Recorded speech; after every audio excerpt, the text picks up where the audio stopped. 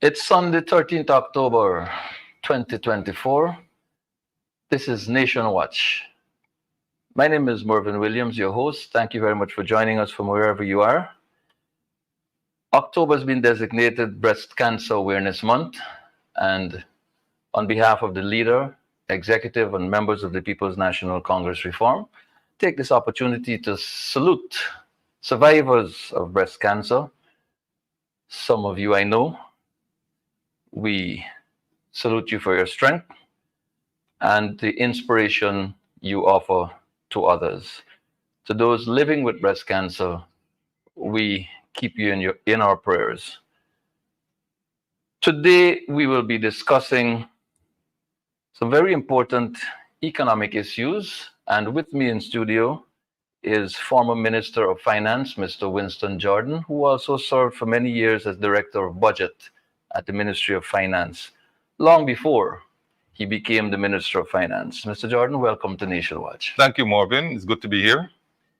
As always, having technically sound persons on Nation Watch to discuss these very, very important issues, bringing clarity to our viewers across the world, and particularly here at home, is always very important to Nation Watch. So thanks again for being here. We're going to be looking at a bit of footage here, and I'd like our viewers to bear in mind the word instantaneously, and I'd like you also to remember the political origin within recent times of the people-centered development strategy and putting people first in development. This has been the mantra of the leader of the People's National Congress Reform, and it forms the basis for the developmental policy that the People's National Congress Reform has put together or is putting together for when the time comes to take the reins of government. So let's listen to Copycat in action in the Parliament of Guyana. Mr. Speaker, let me be clear.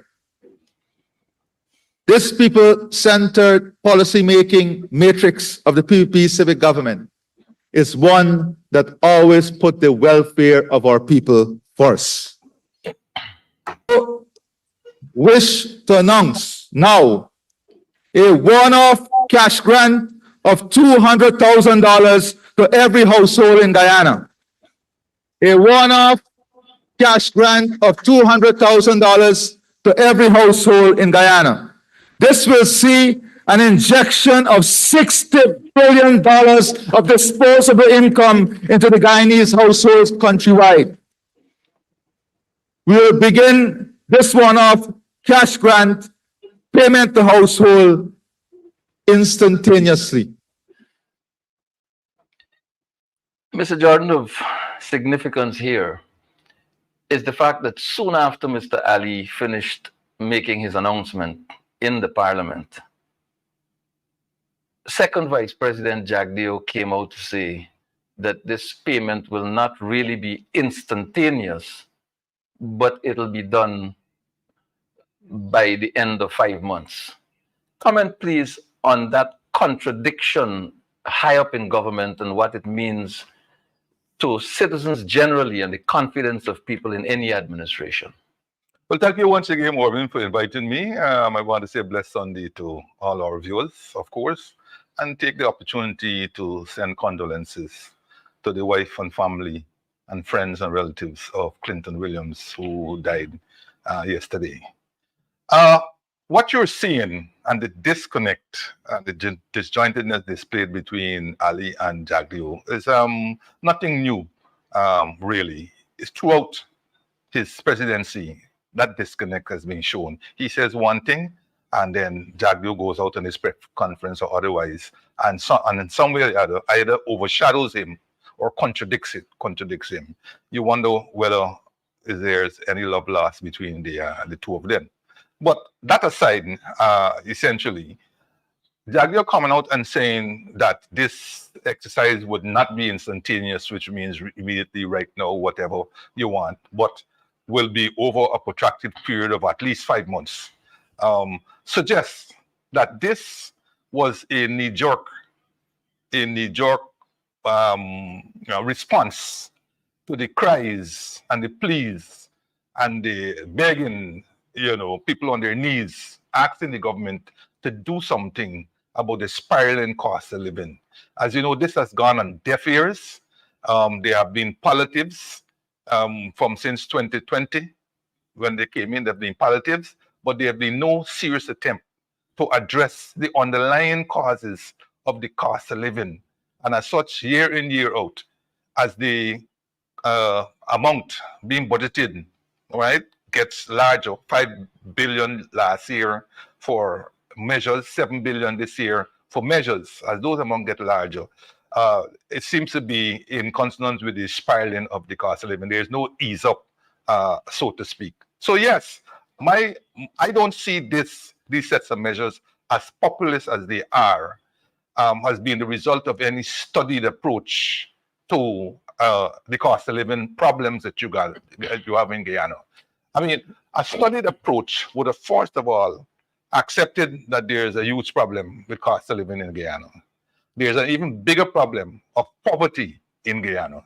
All right? I mean, international studies, international organizations have put that anywhere between 35 and 40-something% poverty.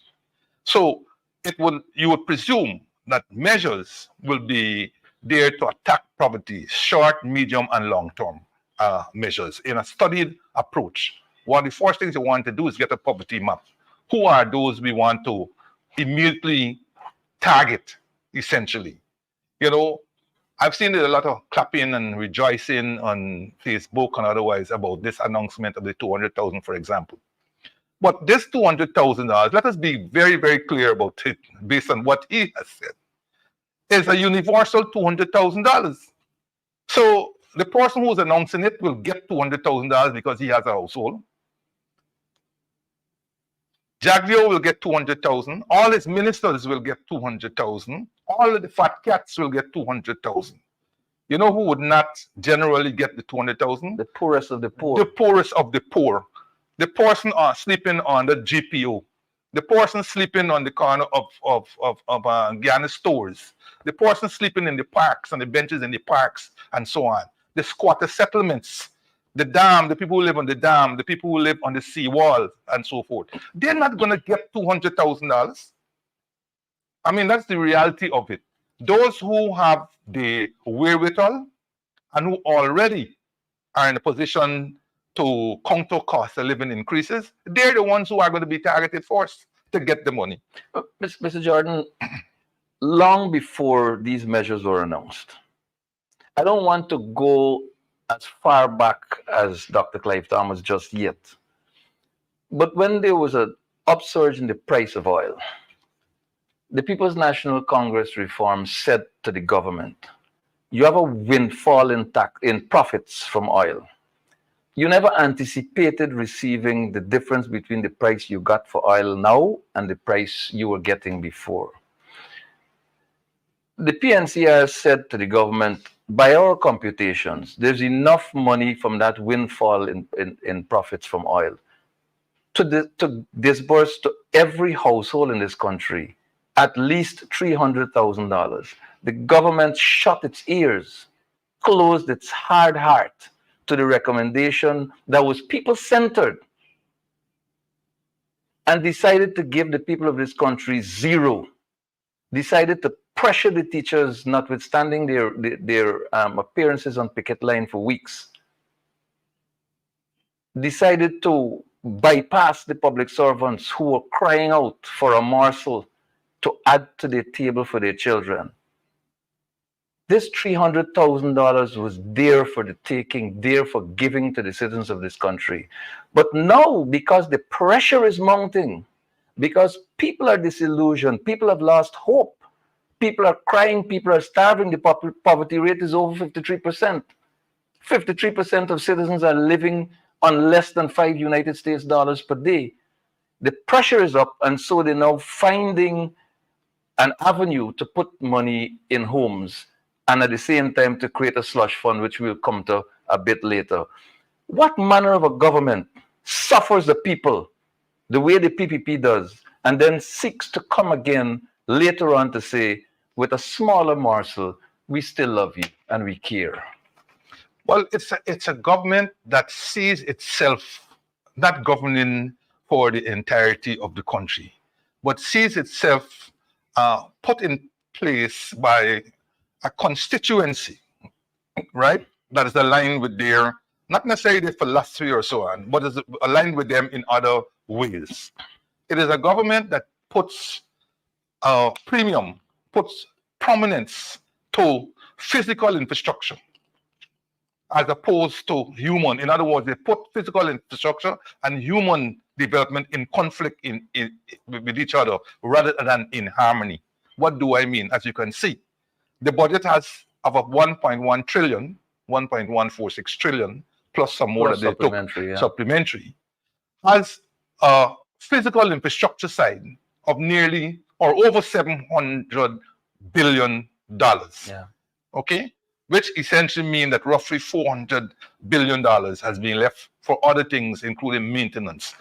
That in itself suggests that the government is not putting the emphasis that we're talking about here on the human side of development. It is not giving a face to it, even in face of all the crises that our people have been facing, so to speak. When you look at the Stabrook News's how cost of living, for example, which is unscientific, right? But it gives you the pulse of the person on average. Mm. I read 2 Mondays gone, and there was a guy who said, listen, he was earning $800 a couple of years ago, which is under the coalition government, essentially. He's a bus driver. He's 39, he got 5 kids. And he was earning $800 per day. And in his own words, he said he lived comfortably. He says today he's earning $20,000 per day.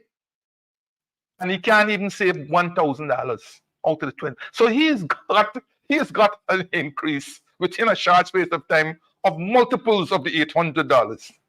But where before he was living comfortably, where there was no spiral inflation, there was no shortage of food and so forth. He's now earning multiples of that 800, but he can't provide properly for his kids.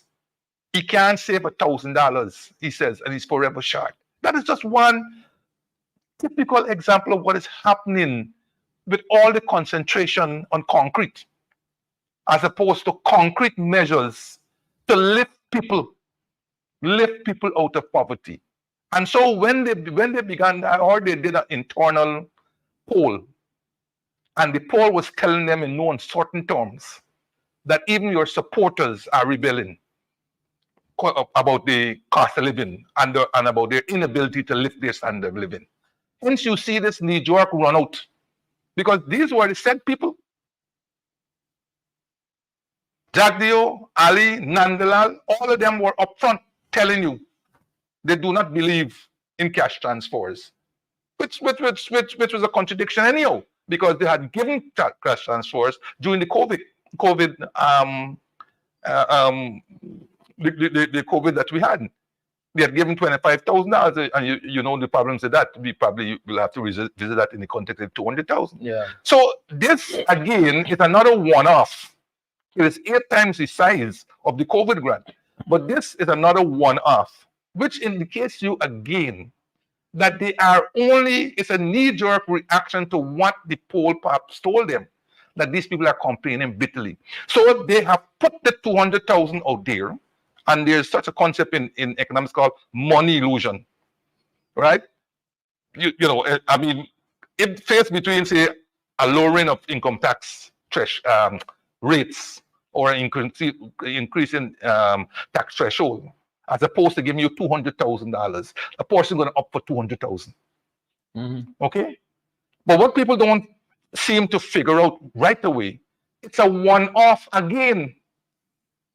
So when they put the 200,000 in the people's hands, however they do it, and perhaps we'll talk about that too, the people will be joyful for that small period of time when they perhaps could pay off some bills for people who do be hiding from, who the trust, who the owe and all this kind of thing. They pay off those bills. They be able to go to the supermarket and pay some and buy some food and so on. But that will soon end, and very soon it will end. And then you're back to square one. Let me give you another thing before we jump in. This 200,000, populous as it be, is consistent with what the PPP did in 2014, late 2014, with the Because We Care cash grant. People don't seem to remember that the Because We Care cash grant was introduced in 2014 after they figured, an unpopular government figured, that they could buy votes by putting in a populist measure. When we went in there, we found that it was a one-off. They run to say that we remove it and so on. But it was a one-off. They had their own cabinet memo that it was a one-off. So you have this here one-off. Ali probably misspoke. Jagdo came right away and corrected and said, no. This thing is going to be disbursed over 5 months, minimum. Boss the boy. Minimum. So think about it. It then means 5 months will carry you somewhere around March. Yeah. And it could be longer. Yeah. Okay? Because no commencement date has been named. No commencement date. And that in any case, by the way, rather than instantaneous, Jagdo said nothing before Christmas. Exactly. Nothing before Christmas. So I don't know how instantaneous, which is in science and economics and social and how that word became a moving part. But think about it again. It's a one-off, and it's designed to go well into the election year. Yeah. People are predicting that another one may come and so on. Perhaps, but I don't see it on the horizon. If it comes, that's fine. But it's one-off. So, contrary to what everybody's saying, that the government has come wrong to what they have been saying, and they've come wrong to Clive Thomas's thing and so on, it is not so. That was not Clive Thomas's Buxton proposal. Clive Thomas's Buxton proposal was intended to be a sustained annual transfer of resources as long as oil was being pumped. Yeah. This is a one-off. And nobody knows what is the objective of this one-off beyond trying to be a balm, a salve of the horrendous problems being faced by a large number of our citizens. Okay? And that is where the problem comes, right? That these bombs, and whoever I really want to come in, but we have to get this out. They tried this selective approach of transferring monies to their supporters, whether it's in Berbice, Region 5, Region 6, whether it's Essequibo Coast, whether it's in some of the hinterland. They went there and transferred monies under different guises of small business grants. You were given, some places got 100,000, some small business grants, some got 50,000, some got 250,000. As recent as last week, they were transferring monies in Region 6. They had done so in Region 5 either early this year or late last year. And Region 1 last month. And Region 1 and Morocco and all these different places, they were selectively transferring monies. Those, again, as I said, they're one-off monies. When the money is done, the grumbling continues. So they come now with a universal transfer of the 200,000. Again, a lazy approach, right? Rather than targeting those who really need it, right? So you're going to have huge problems with the implementation and huge complaints, right? I know you're going to come to the pink slip and so on, so I'm going to leave that to you. No, but here's where I want to go. It is evident in everything that the Jagdeo Ali regime does that there is provision, deliberate it seems, for corruption. Let's look at this universal grant that is being proposed.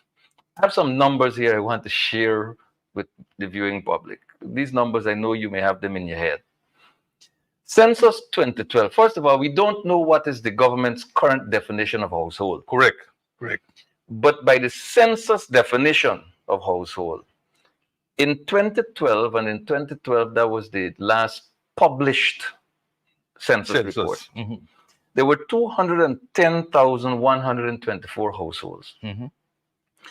And that was a 15% growth from 2002, 10 years before. Mhm. So there was a 15% growth over 10 years in the number of households in Guyana. This government refuses to release the census of 2022. We might get some answers from this cash grant.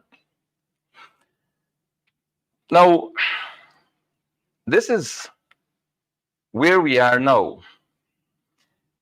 Based on the numbers released by Ali, you can deduce that he is saying there are 300,000 Correct. households. Correct. Now, if you use the 15% growth from 2002 to 2012, there can only be a maximum of 241,642 households Mhm. at the moment.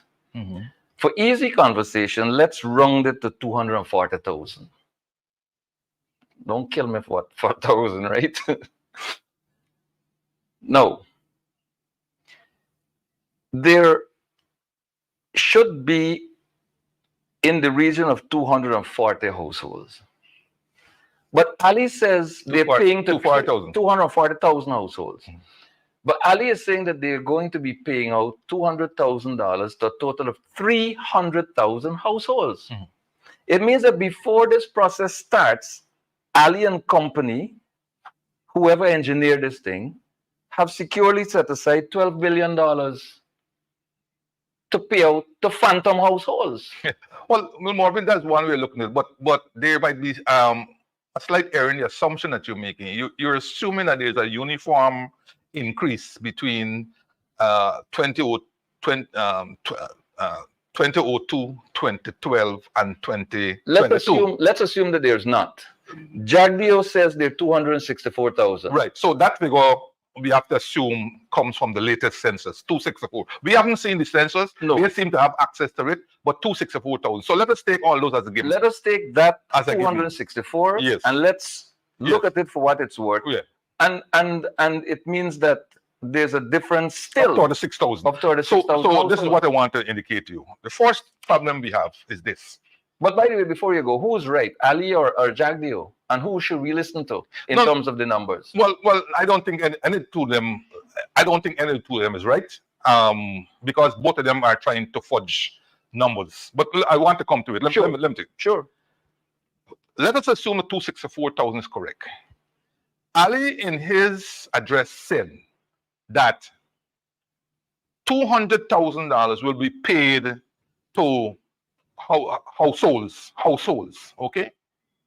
Now, in the census, everybody is counted, whether you're a Guyanese, a Venezuelan, a Bangladeshi, or what. Whoever is found at the house. On census day, Mhm. everybody is counted. So the 264,000 households have not been separated between Guyanese households and foreigners' households. That's the first problem you got. Mhm. Because they later on said it is only to be paid to Guyanese households. Mhm. So the question is, how many Guyanese households are there? It is not 264,000. 264,000 is the census households that includes foreigners. All the foreigners in Guyana are counted at that particular point. Bangladeshi, Sri Lankans, Jamaicans, all the people working at the different international agencies and so on, they have households, they are counted on census day. So what is the figure for Guyanese households? Release the census report, please. That's where your question now comes in. Because it will be less than 264. Yep. So let us assume, without any information, it's back to your 240. Exactly. And let us assume they're talking about 300,000 Guyanese households. Yep. So we have a difference now of roughly 60,000. Yep. 60,000 multiplied by 200,000 gives you $12 billion. Yes. Where is this $12 billion? How is this $12 billion going to be? That's the question you want to ask. Exactly. How is this 12 billion? And how that's why I tell you about this knee-jerk position that they've come out with. No study done whatsoever. How even if you took the census 264,000, could tell me now that you are budgeting for 300,000, how did you come up with the 36,000 difference? Let us assume that 264,000 were indeed Guyanese households, which we know is false. Yes. How did you come up with 36,000? Why not 50? Why not 28? Why not 10? You understand what I'm saying? Yep. You have a huge problem. And then I saw him mumbling. I saw Daglo mumbling something when I asked the question, what about the 36,000? Well, there's something about maybe they didn't count. They got to go back and count some people, and some people didn't count. And you got to take account of the squatters. How many squatters are there? Where are they located? Look, to avoid this problem that is inherent in this issue about households, they should step back and say, listen, we're listening. They indeed got problems with this question about household. We are going to be given, as I suggested on Thursday morning on CAMS TV, $100,000 to Guyanese residents, adult Guyanese residents. That is easier. Because first of all, here's the advantages of doing that. One, you got a problem. You don't have to have a problem anymore about defining households. Because a lot of people think a house is a household. It's not true. A house is not a household. And you don't go around and say, well, look, I passed the house and so on. Or I finished with that house. You might finish with that house. But you have not finished with the households. In the building. In the building. Yeah. That's just purely a physical structure called a house. But in that house may be several households. But then again, what is the definition? What is the definition that the government is using for a household? Take this quick example. A son and his father. His father is aged. He's a pensioner. The son is renting from somebody else. Now you have two adults plus a landlord. Who's getting this 200,000? However, if you go by individuals, those two people will get 100,000 each. You're 200,000. But if they have 10 adults in there, they'll get $1 million. And it will avoid the fratricide and every side that you will get about this 200,000 in a household. Because which member of the household will receive the money? Correct. And how many members of the household will benefit from it? Well, don't worry the benefit part, because all the government is interested in is paying it to whoever is supposed to get it. Then the problem starts, the intercommunal problems going to start, the bickering, the biting, the backbiting, the backstabbing, and even worse. Because when it comes to money, even families fall out. Right? Even families fall. So you've got this problem. The plus, here's some of the pluses about giving it to individual. First, you started by using the GCOM register for adults. Started by using the GCOM register. So everybody who makes a claim to the 200,000, you could tick them off. At the end of the day, you will get a fair idea of the adults who are resident in Guyana and who are therefore eligible to vote. That's the first thing you will get. The second thing is you can supplement that with GRA information on tin. So GRA could take off all those who claim 200,000 and determine who is not on their roll. NIS could slip in and begin to look at all those who claim the 200,000 and determine who are eligible to pay NIS but not paying NIS. You see, this is the beauty about going individuals. The question is whether the government wants to know this kind of information. I am looking at the accountability side in addition to what you've just discussed with us. Nobody is saying what is the mechanism for disbursement. We have seen in small grant distribution, particularly in the rivers in Region 1, the Mabruma sub-region, where one household got nothing and one got $550,000 and so on. but the accountability seems to have taken the form that everybody got what they were supposed to have gotten. Here's the situation with cash, bags of cash moving around. And even as bags of cash move around and you have the associated security risks, you have $12 billion that you don't know where it's going before the process starts. So where is the framework for handling this matter? What is the plan? What are the procedures? And these are things that we don't know about. Nobody is opposed to collecting money. It's our money. And we're saying, as a political party, the People's National Congress Reform has been saying, put oil money in the hands of people. Yes. Yes. But when you put oil money in the hands of people, there must be a system of accountability to ensure that you didn't thief more than you gave the people. But you see, this is exactly why we continue to use that this was just a knee-jerk reaction to a problem that had been festering 2-3 years before.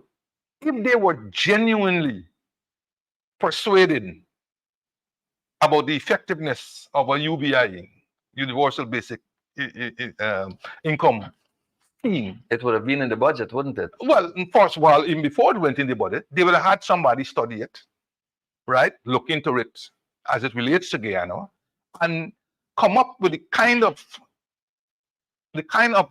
approach that they will use to the UBI. Because the UBI doesn't necessarily mean that I have to give everybody 200,000. The UBI could target the persons who go to school, the health centers, who with children who go to health centers, all these different things.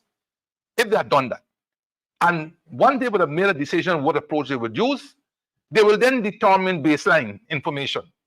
And they'll get this baseline information from GCOM, they get it from GRA, they get it from NIS, they get it from whoever.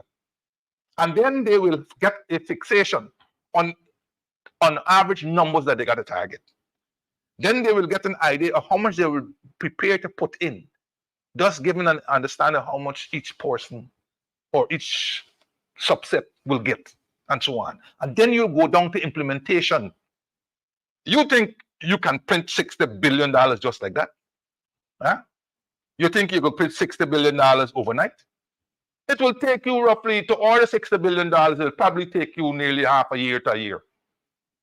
Because you got to go, whoever's print your money, you got to give them an advance notice, right? They ain't waiting on you for the next call to print money. They are engaged in other countries, printing other countries' money and so on. So then you have shipping and all these kinds of different. So yes, they may get a plane and fly it in, and then they have to put it in, and they have to credit it put it in the books. It's not today's story. So I'm presuming that they're not going to be ordering $60 billion of new money. But it's just presumptions, because I don't know what the hell they're doing, right? Now they're trying to tell you, oh, maybe some will be paid by checks. They might be some might be paid in direct account. How are you going to be paying in direct account, right? Outside of public servants who they may have their account numbers, how are you going to pay the other people direct account when they don't have their number? What are you going to do? Call me and tell me, bring my account number and I'm going to put the money? Not just that. How do you know that who you're paying to is the head of the household? Or is part of that household? That's right. How do you know who you're paying to anyhow as a resident Guyanese? Because I'm assuming that this thing is for resident Guyanese. And as I saw Shamsun Mohammed or so on, rightly indicated in a letter in today's papers, among other things, you got people who are away, who own houses and are renting the houses, among other things that you look. There are a multitude of problems inherent in this business about household. They should have learned about the COVID grant and the problems that they got with the COVID grant, and seek to perfect or seek to understand that that's that approach that we can go. There's a much simpler approach, as I said, about giving the grant to an individual. But the long-term thing I want to indicate to you is whether they have been persuaded about the value of this approach. And if they are, then we must put it in law.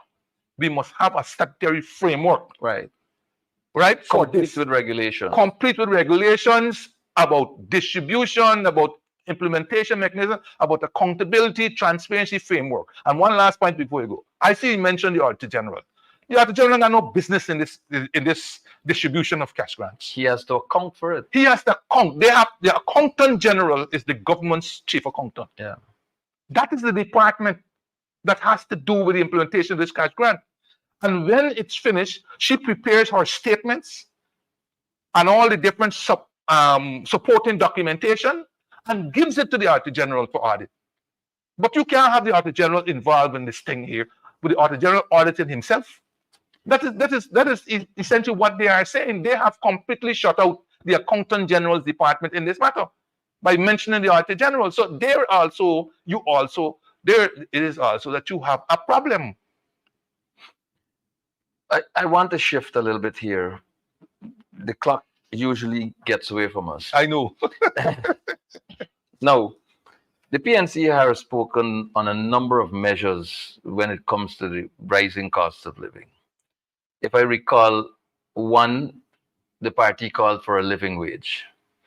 The party called for a minimum wage, which it defined as a minimum living wage. This is 2 years ago. The number may not be relevant any longer. It may have grown. But back then, it was $150,000. The party has called for an elevation of the income tax threshold. Most recent call is for the threshold to move to $400,000. Do you share the view that lifting the threshold, taking it to $400,000, moving the minimum livable wage to upwards of $150,000 will create a more level playing field, bringing some level of equality, some level of reasonableness to this whole tax structure, as opposed to a $10,000 deductible per child? Yeah. Which in itself appears to be somewhat discriminatory, because due to health circumstances, economic circumstances, or just bare choice, some people will choose not to have or may not have children. Correct. And if you're saying that because you don't have children, you cannot benefit from a tax concession, that in my view is discriminatory. Correct. And so, in addition to all the expenses associated with shifting payroll packages and putting more emphasis on processing payroll in the private sector in particular as a cost, do you share the view that lifting that threshold to 400,000 and giving a real livable wage is a solution to the problem rather than this knee-jerk $10,000 deductible? Again, Mervyn, let me say, I can't understand. At first face value, the measures appear, well, they are populist measure and they appear that workable and all this kind of thing. Well, as you go deeper, you find out that there are a huge set of problems. Some of them are so regressive that it didn't work thing. But let us talk about first the salary part. Interestingly, he says the idea is that nobody will earn. I presume it's no public servant, because I don't think he was meaning private sector. Will earn less than 100,000 by the end of 2025. I don't know why the end of 2025 as opposed to the beginning. Yeah. First of all, I don't know when he intends, because by the end of 2025, he may or may not be there. Yeah. So I don't know why you're saddling something with potentially the next government or so on. Yeah. But let's use the $100,000 quickly. The present minimum wage is $86,100. Right. To get to that minimum wage then requires, that will be roughly $13,900, right? Yeah. Let us assume that you are going to pay public servants the same 10% that you're giving to the teachers, that you agree with the teachers, because you ain't gonna pay public servants any more than that. You're not getting to 100,000. Right? No. So in 2024, which they will now be backdate to the 1st of January of 2024, even though it's being paid in December. Right. So you get 10% of 86,100, right? That will give you roughly 8,600. So in 2024, your minimum wage now is roughly $94,700. $94,700. So to get in 2025 to get to the 100,000, that's roughly $5,300. Yeah. $5,300 upon $94,700 works out about just over 5%. Over 5%, right. So you're telling me in the election year you're prepared to give me 5%? Huh? You give me 10 this year and give me 5% election. People must stop jumping up at these measures and go deeply in it and see what it means. Hoodwinking is That's what right. some You politicians understand? would call it. So that is the first one people must think about. It is nothing to shout about or jump up about, and that in any case, the threshold right now is 100,000. Right now, the threshold is 100,000. When your salary go to $100,000 in a minimum wage in 2025, how have you gained? You haven't gained anything. You still beyond a gross salary of so much. You still haven't gained anything. You see? So that is one. The second thing about the child allowance, again, a populist measure which potentially has appeal. But let me show you how in reality, how it works against a poor person. A poor person has more children than a rich or a middle class. Yeah. A poor person has got anywhere between 3 and 6. Mm-hmm. But that same poor person works, most of them at minimum wage. Mm-hmm. And most of them a lot of them at the private sector minimum wage, Yeah. which is 60,000. Yeah. The government owner is 86. So let me ask you something. Without, it's a deduction from your it's a deduction before you reach chargeable income. Right. It's not 10,000 being given in your hand like Right. the PNC has suggested that you will get a child grant Right. of 10,000. Mm. This is a deductible. But I have no income from which this 10,000 can be deducted. Precisely. I get in 86,100 as my minimum wage. 93,000 this year. So the, 100,000 2025. so the middle to upper class will benefit and the poor will not. That's right. I got 3 children. I suppose I got a 30,000 deducted from the taxes payment, but I am not paying any tax. How is that helping me? You understand? How is that helping me? That's one. Secondly, it's a backward step. You see, when we had code number in the 70s, Mhm. 60s, 70s, Up to the 80s, 90s. right up to the early 90s, because it was abolished in 1992, I think it was. 92, yeah. I Right? remember. There was a lot of cookery and fraud and bribery and all kind of thing, you know, I mean, to get a code number. You understand? And for viewers, that means that there was a code number for the number of dependents that you That's right. declared. Dependence, life insurance, Right. you have to put all that medical, And UV, mortgages and so education, mortgage, all these things, you put it in a pot. And then when you come out, you look for code number and you think it. you pay This is taxes backward. on that basis. You know, asking people on a simple child allowance now to go change the whole software and Yeah. everything else to look, man. All they had to do is put up the threshold. Whether the threshold is 400,000 as the PNC has put out in yesterday's paper, or whether it's 250,000 or so on, the problem can be solved by putting the threshold as high as possible so it doesn't have to be tampered with every single year. Right. And don't forget, because this is where I have problems with Ali, real problems. First of all, he said 200 taxes. Well, he don't listen to his master. Well, I was coming there. Hold on. because That's here. He doesn't listen to his master. His master has recounted and got 350 something taxes. So he's contradicting his master again. Again. Yeah. Again, his master said it's 350 something. And who knows, he may count again and get 5 something. But at all times, they're not put it. But that was aside. I thought the whole thing was funny when he put Yeah. it. But again, he lapsed. He talked about how we had only $65,000 threshold. Yes, he did. But it is $65,000 or 1/3 of your gross income, Right. whichever is higher. Yeah. Whichever is higher. When we came in, the threshold was $50,000. So somebody earning $600,000, their free pay was only $50,000, and they had to pay tax on $550,000. With our movement, you get 1/3 of 600. That's $200,000 you can take away right away. So your taxable income now is 400,000. But guess what? We also remove the tax on your NIS contribution. Precisely. So all the employees' contribution, NIS contribution, is deductible now from your 400,000. So if you were paying as a 30,000 per month as a 600,000 earner, then you deduct that 30,000 from your 400. So your taxable now is 370,000. And they had a single flat tax. We brought in an element of progressivity into it. 28% you were being taxed at in the force, $1 point something million of gross income, and 40% on the balance.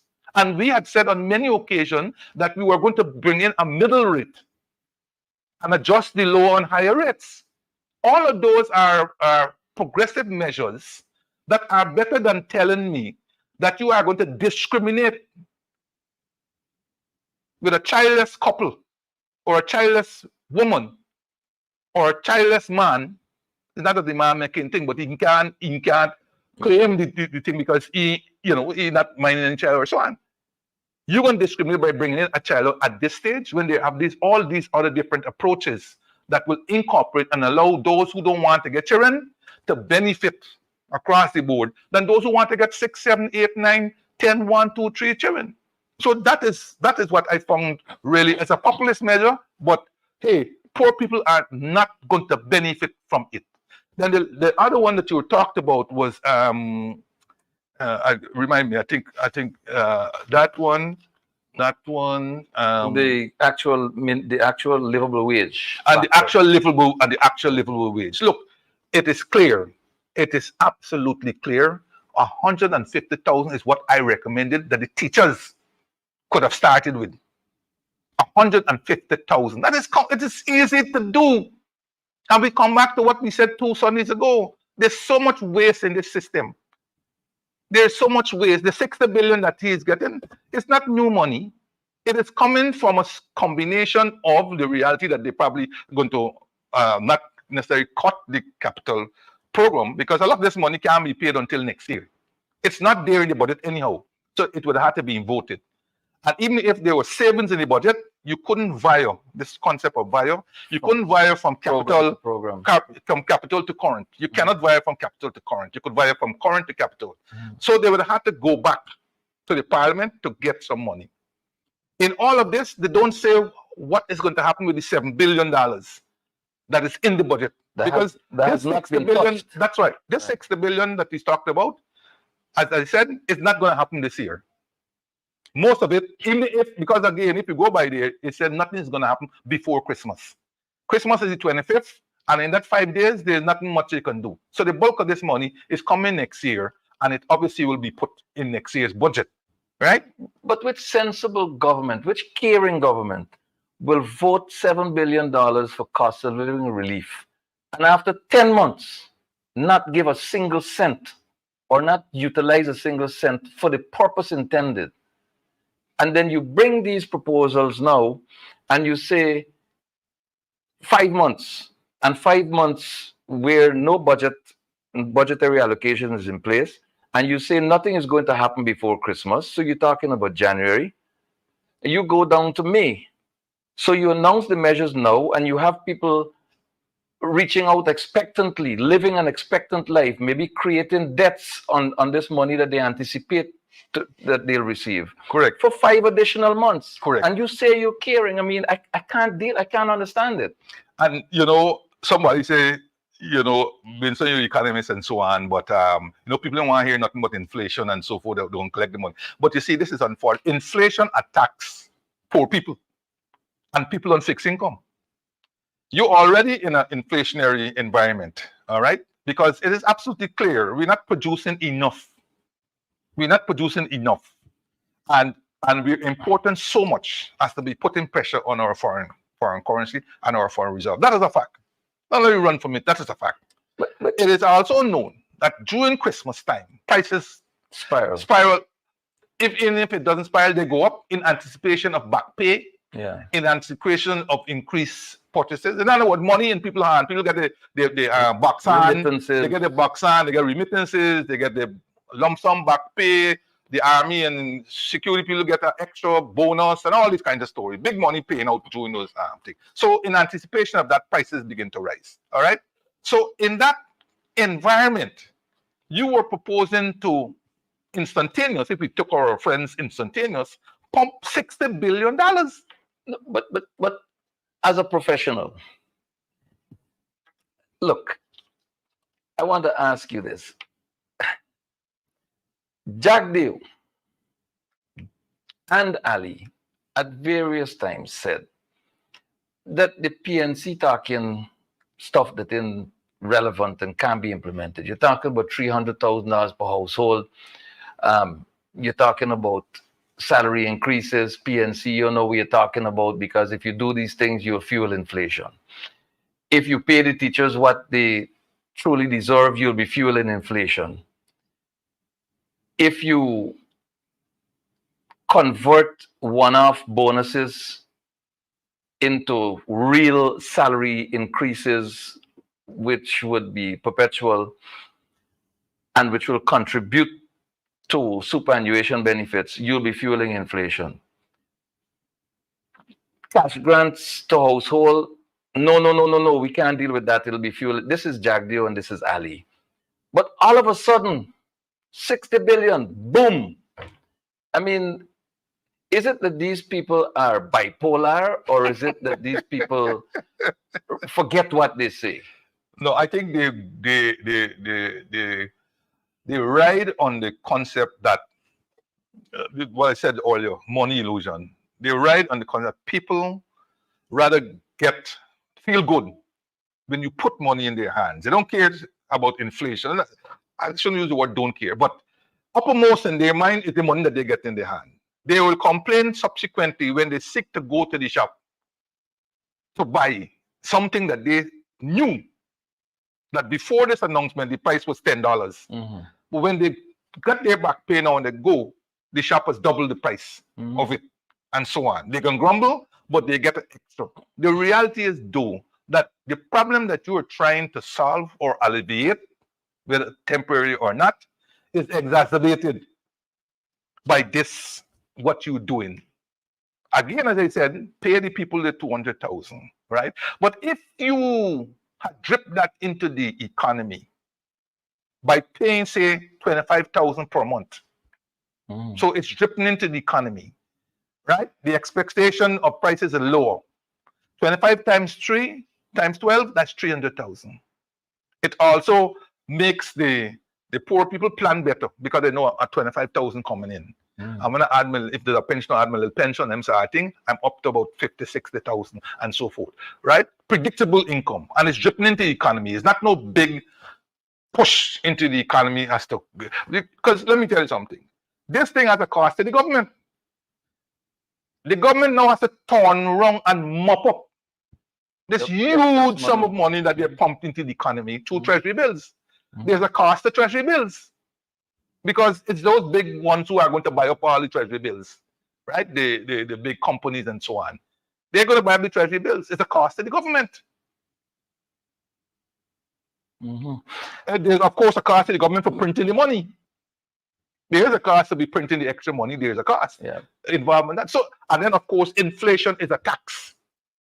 It's a cost on incomes, right? It's a tax, right, on income. So you have these minimum 3 effects as a result of this that you have. Of course, if you don't push the money out there, and you just have what you call imaginary money, which is they put it in the bank, so they don't have to print, right? They put it in the bank. And if you write checks, and so on, just paper moving around, right? Cash is flowing, but paper's moving around, accept that. Notes, in other words, notes in circulation is not as large as if you pump the $60 billion into the economy. 3.5 minutes remaining, Mr. Jordan. You should have made this program 2 hours, man. Or you're going to make a program one hour? Because we want you to come again. The PNCR has been advocating from day one free university education, not free tuition fees, not free tuition, but free university education, financed by revenues from oil and gas. The PPP, which is the party that abolished free university education, also committed to at some point doing that. But we now see a promised 2025 measure of free tuition. Ali said that by January 2025, tuition fees will be abolished. 3 minutes. Tell us, what are the implications vis-a-vis abolition of tuition fees and free university education? Okay. Well, let us praise LFSB for the transformative decision he made in 1976, I believe, at a speech Labor Day in the National Park, where he announced free education from nursery to university. It was only enshrined, I believe, afterwards in 98 the Constitution, but it effected. That's the year I went into university again, because all prior to that, I just wondered how I would get to university. And by the way, the cost of going to university at that time was $100 per year. $100 per year. And that was a big problem for me getting into. But from the time he said free education, there was this mass surge into UG. I remember sitting down in a class in October 1976, a politics class. And they had about almost 300 people in the LLT, we used to call it then, before they made the George Walcott Lecture Theatre. People sitting down all in the well all over the place. That was the reaction of this free education, you understand, of nursery to university. And then, of course, by 1994, the new government come in 1992. You know, it's Jagan who instituted fees when university started.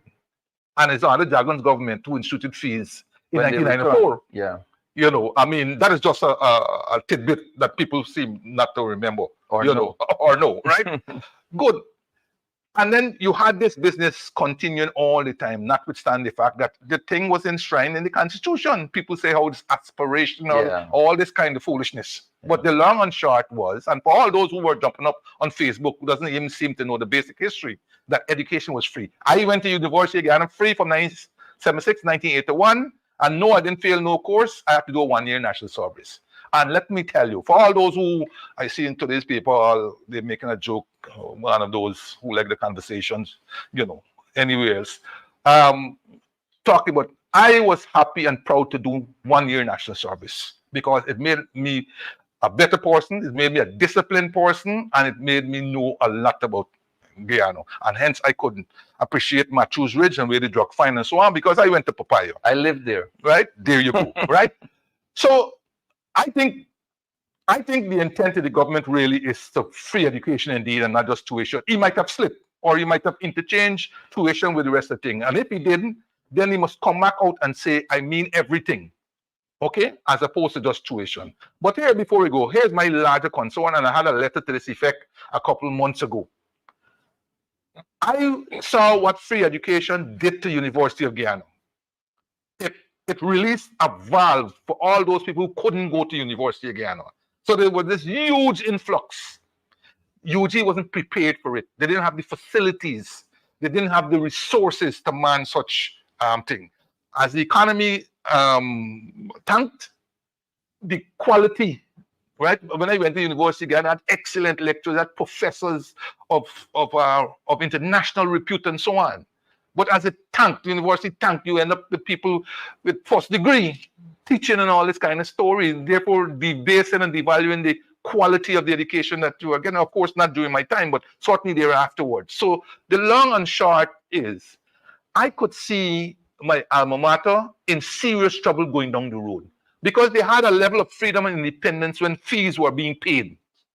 Now they have to depend on the government for almost all of their income. I would say roughly 90% of their income or more. They have to depend on the government. And if you take the mayor and city council as a guide and what they are going through, I weep for UG. I'm telling you, I weep. And already they have been suggesting where they put in gold on par with UG in terms of the resources that each one of them ahead of UG. And they put it ahead of UG, that's number one. And number two, they already have been talking about whether we could give education in building-less. In other words, then UG got too many buildings and all this kind. So the demarch on UG has started. And I weep for what is down the road for UG, and perhaps all those students who are there and so on, they should begin, in addition to going there free and so forth, they should begin the debate on UG must have a permanent fixed income to guarantee its survival, together with a useful subvention. Well, that's what I'm saying. If a fixed When I said fixed, not as in fixed. In other words, it either should be by statute or something that UG income will be a minimum of this, progressively increase as its intake and so on, or per student or something. But their income must be predictable, not negotiable. Predictable. A good note on which to end the program. And as we close, I remind our viewers that the leader of the People's National Congress Reform has always been saying since he became leader of the party that for Guyana to grow, the PPP must go. That is all we have time for today. We'll meet again next Sunday by God's grace. Until then,